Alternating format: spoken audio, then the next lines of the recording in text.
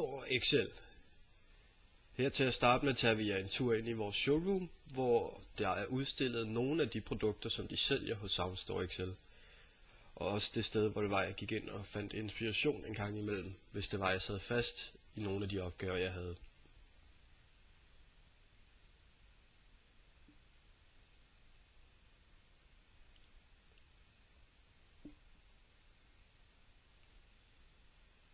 Det næste rum, vi kommer ind i, er køkkenet og spisesalen, eller der, hvor vi bare sidder og spiser, når det er, vi har madpakke med. Og videre ind i chefens kontor, hvor jeg også har tavlen med de hjemmesider, jeg skulle designe og andre opgaver. Og til sidst kommer vi ind i kontoret med min sædeplads og min computer.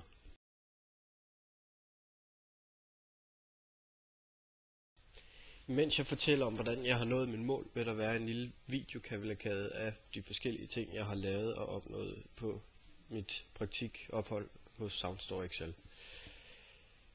Jeg mener selv, jeg har opnået en god forståelse af, hvad det vil sige at være i erhvervslivet, og det har jeg også fået videre af min chef, at jeg har fået en god forståelse for.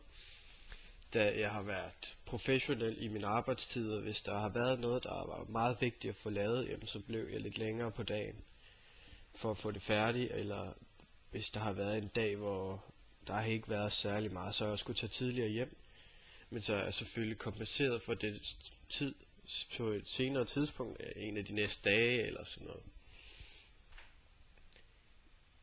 Jeg har desuden blevet kaldt eksperten i deres smart web system, som er det, de bruger til at køre deres webshops. Da jeg er den eneste, der rigtig har sat sig ind i, hvordan det nye fungerer i smart web og så videre. Så mine færdigheder i forhold til kodning og så videre har været rigtig stor hjælp, selvom det ikke var det, jeg kom til Soundstore for at lave.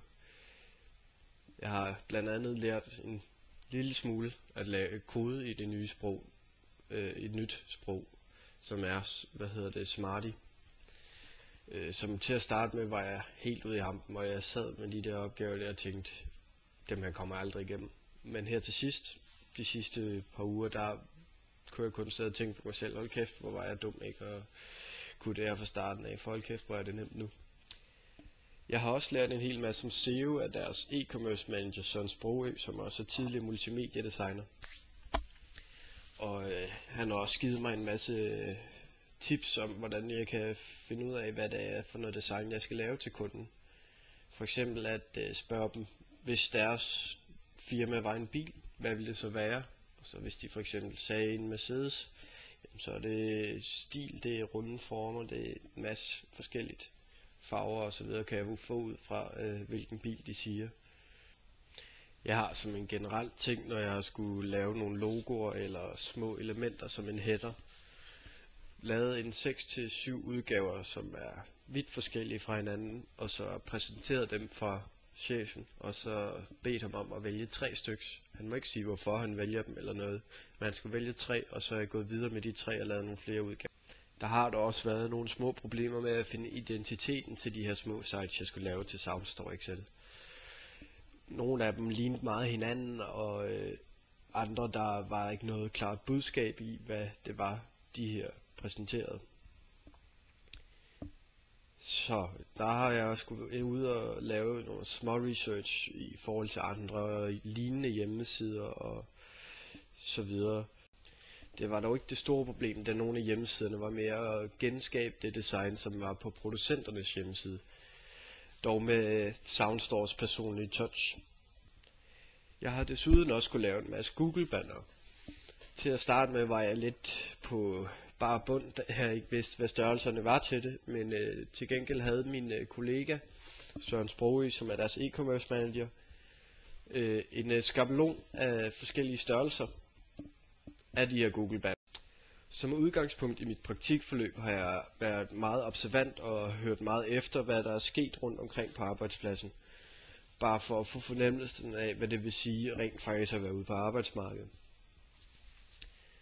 Derudover har jeg også virkelig prøvet at lære til mig. Prøve at spørge om hjælp, hvis det var, der er noget, jeg virkelig ikke vidste, hvad var, og virkelig hørte efter, hvad det var, de sagde og så videre.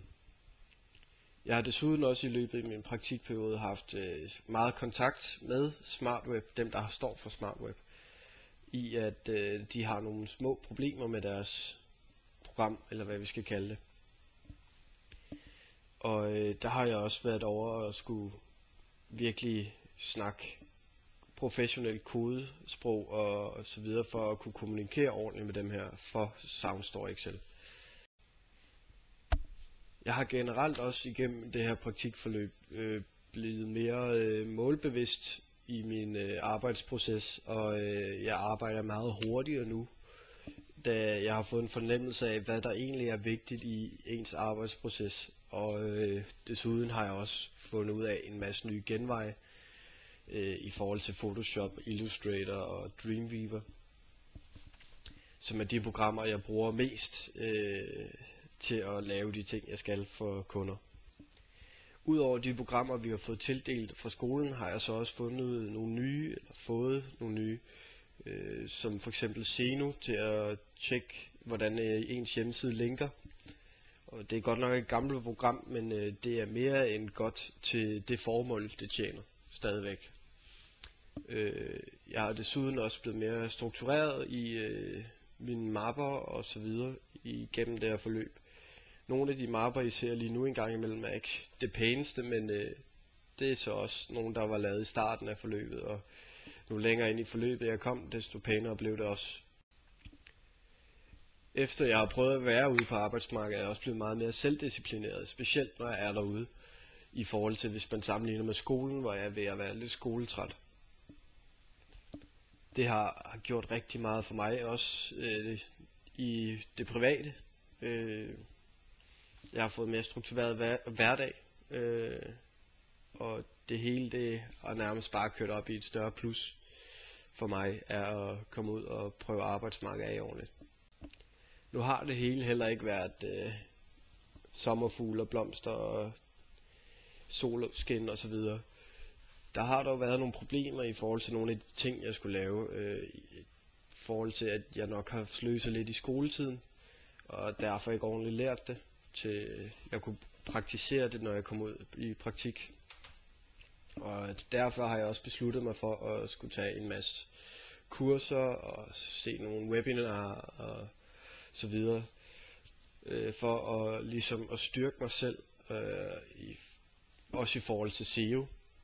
Det vil jeg rigtig gerne blive bedre til. Det synes jeg er spændende at sidde og arbejde med, og også selvom der en gang imellem kan forekomme noget rigtig slavearbejde inden for det, så synes jeg stadigvæk, det er en spændende del af webshops og websider generelt. Jeg håber, det her har svaret nogenlunde godt på i hvert fald en del af de mål, som jeg skulle opfylde. Og ellers så håber jeg i hvert fald, at jeg kan argumentere for det selv personligt. Det er i hvert fald den tid, der er tilbage i videoen, og tak for den gang.